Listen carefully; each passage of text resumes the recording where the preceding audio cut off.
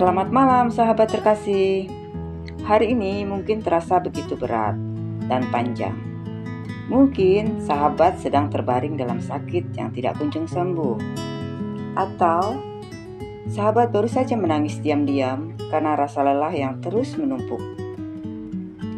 Malam ini, mari kita berhenti sejenak. Letakkan semua itu dan izinkan Tuhan berbicara. Firman-Nya berkata, "Cukuplah kasih karuniaku bagimu." Kalimat ini sederhana, tapi menyentuh sangat dalam. Karena kita semua pernah atau sedang merasa tidak cukup. Tidak cukup kuat, tidak cukup sehat, tidak cukup uang, tidak cukup waktu. Tapi malam ini Tuhan berkata, "Kasihku cukup." Kelelahan itu nyata dan Tuhan tahu. Ada kelelahan yang tidak bisa disembuhkan oleh tidur. Ada sakit yang tidak terlihat dari hasil röntgen. Ada luka yang tidak bisa dijahit oleh dokter. Dan Tuhan tahu itu. Tuhan tidak menuntut kita untuk tegar setiap saat. Ia tidak marah kalau kita merasa lemah.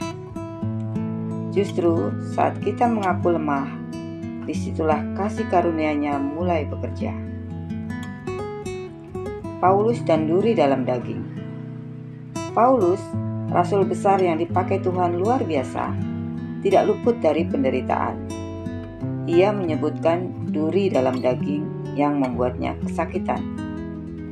Ia berdoa 3 kali, tapi jawabannya bukan kesembuhan, melainkan, "Cukuplah kasih karuniaku bagimu, sebab dalam kelemahanlah kuasaku menjadi sempurna." Paulus akhirnya menerima itu, dan kita juga bisa. Karena kasih karunia Tuhan itu aktif, menopang, mengangkat, dan memberi damai. Apa itu kasih karunia yang cukup?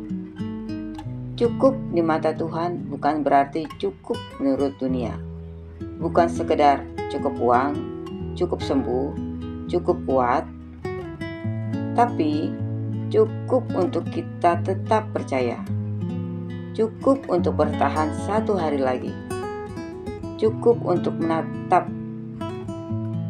malam ini dan berkata, "Tuhan, aku tidak tahu apa yang akan terjadi besok. Tapi malam ini aku mau berserah." Itulah kekuatan kasih karunia. Kemenangan tidak selalu berarti sembuh. Ada orang yang sembuh dan bersaksi, tapi ada juga yang tetap sakit, tapi hidupnya bersinar karena iman. Mereka tidak menunggu sembuh untuk bersyukur. Mereka tidak menunggu jawaban untuk tetap percaya. Karena bagi mereka dan juga bagi kita, Tuhan itu cukup. Ada kisah nyata iman di tengah penyakit. Seorang ibu yang menderita kanker pernah berkata, "Aku tidak tahu apakah aku akan sembuh. Tetapi setiap malam aku berkata kepada Tuhan, kalau aku tidak sembuh pun, kasih-Mu tetap cukup. Jangan biarkan aku kehilangan iman." Kata-katanya menusuk, tapi juga memulihkan. Karena ia tahu, kesembuhan rohani lebih penting dari kesembuhan fisik. Malam ini, kita mungkin tidak bisa menyelesaikan masalah kita, tapi kita bisa menyelesaikan dalam damai. Dan besok, saat matahari terbit, Tuhan akan menyediakan kasih karunia yang baru lagi. Ratapan 3 ayat 22-23 berkata, "Tak berkesudahan kasih setia Tuhan, tak habis-habisnya rahmat-Nya. Selalu baru tiap pagi, besar kesetiaan-Mu." Sahabat, mari kita berdoa bersama. Bapa Surgawi, Engkau tahu hari kami hari ini. Ada air mata yang tak terlihat, ada beban yang tak terdengar, ada kelemahan yang tak sempat kami akui. tapi Engkau tahu segalanya. Dan malam ini kami percaya kasih karunia-Mu cukup. Tuhan, kami serahkan tubuh kami yang sakit, jiwa kami yang letih, dan pikiran kami yang kacau. Biarlah kasih karunia-Mu memeluk kami malam ini.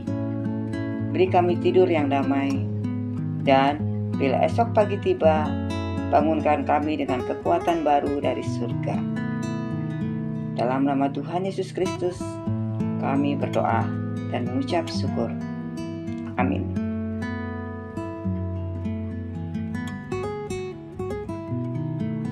Sahabat terima kasih telah bersama dalam renungan malam ini. Jika sahabat dikuatkan oleh firman Tuhan, jangan lupa klik like, tekan dan subscribe ya.